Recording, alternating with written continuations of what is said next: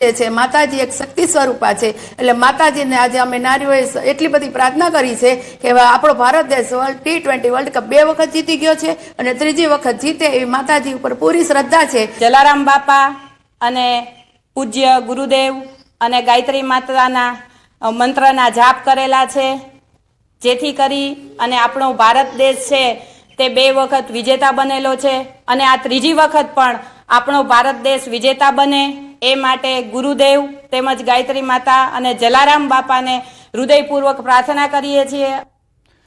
તો દેશભરમાં ગુજરાતભરની અંદર હાલમાં પૂજાપાઠ કરવામાં આવી રહ્યા છે। અલગ અલગ જગ્યાએ પ્રયત્ન થઈ રહ્યા છે કે ભારતીય ટીમનો જોમ જુસ્સો વધે તે માટે જે પણ થઈ શકે એક સામાન્ય વ્યક્તિ તરફથી તે કરવામાં આવી રહ્યું છે। હોટલની અંદરનો પણ માહોલ એ રીતે હતો જેથી ખેલાડીઓ પણ સ્વસ્થ રહી શકે। રાજકોટથી સમાચાર। ધારાસભ્ય રમેશ ટીલાલાની ટકોર પટેલ સમાજના બનેલા અધિકારીઓને કરી ટકોર। સમાજના લોકોનું કામ પહેલા કરજો, સમાજના લોકો તમારી પાસે અપેક્ષા લઈને આવે છે। સંગઠન પ્રમુખ અનાર પટેલે કહ્યું કે કોઈ પણ ફાઇલને પોઝિટિવ કરવી કે નેગેટિવ કરવી તે સત્તા અધિકારીના હાથમાં જ છે। નરેશ પટેલે સમાજના યુવાનોને પ્રેરણા આપી। ક્લાર્કથી કલેક્ટર અને સરપંચથી સાંસદ સુધી સમાજના યુવાનો વચ્ચે હોદ્દા પર પહોંચે તે જ લક્ષ્ય છે। કાગવાડ ખોડલધામ ખાતે લેઉવા પટેલ સમાજના સરકારી અધિકારીઓ અને કર્મચારીઓનો ભવ્ય સન્માન समारोह योजायो હતો। ત્યારે હું અધિકારીઓને ખાસ વિનંતી કરું છું કે તમારી પાસે આપણા સમાજના લોકો અપેક્ષા લઈને પણ આવશે, તમે ચોક્કસ તમારાથી જે મદદ થાય એ કરજો। મને પણ એ મારો અનુભવ છે।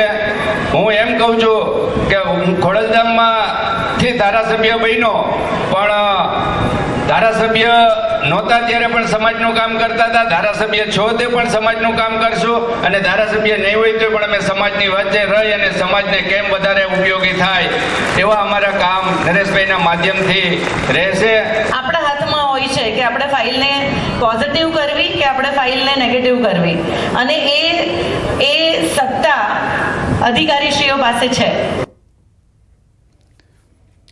અમરેલીમાં ભાજપના ધારાસભ્યની હાજરીમાં હુમલો થયો। દામનગર શહેર ભાજપ મહામંત્રી પ્રકાશ તજાફર ઘાતક હથિયાર વડે હુમલો કરતા કાર્યકરોમાં નાસભાગ મચી ગઈ।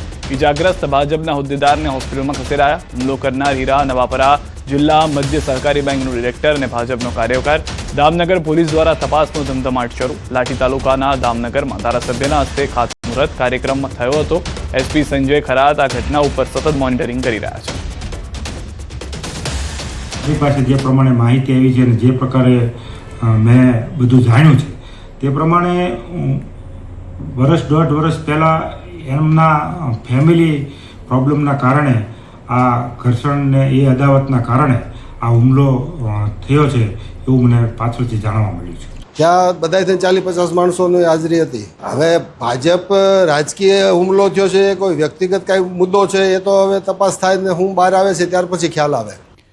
અરવલ્લીના ભિલોડા અને શામળાજી કોંગ્રેસમાં ગાબડું થયું છે। સ્થાનિક સ્વરાજની ચૂંટણી પહેલા કોંગ્રેસને ફટકો। બલભદ્રસિંહ ચંપાવતે કોંગ્રેસ સાથે છેડો ફાડ્યો। બલભદ્રસિંહ ચંપાવત ભાજપમાં જોડાયા। 200 કોંગ્રેસના કાર્યકરો ભાજપમાં જોડાયા। કોંગ્રેસના પૂર્વ પ્રમુખ, જિલ્લા પંચાયત સદસ્ય તેમજ કાર્યકરોએ કેસરીયો ખેસ ધારણ કર્યો। 400 કરતા પણ વધારે કાર્યકર્તાઓ ભાઈ શ્રી બલભદ્રસિંહજી ચંપાવત અને અસંખ્ય કાર્યકર્તાઓ આજે કોંગ્રેસની ભાગલાવાદી રાજનીતિ, પરિવારવાદી વાળી રાજનીતિને ત્યાગ કરીને રાષ્ટ્રવાદી વિચારધારાવાળી ભારતીય જનતા પાર્ટીમાં જોડાયા છે। ભારતીય જનતા પાર્ટીના અરવલ્લી જિલ્લાના પ્રભારી તરીકે હું એ સૌ કાર્યકર્તાઓનું ખૂબ હૃદયપૂર્વક સ્વાગત કરું છું। સમાચારોમાં બસ આટલું જ। આપ જોતા રહો ન્યૂઝ 18 ગુજરાત।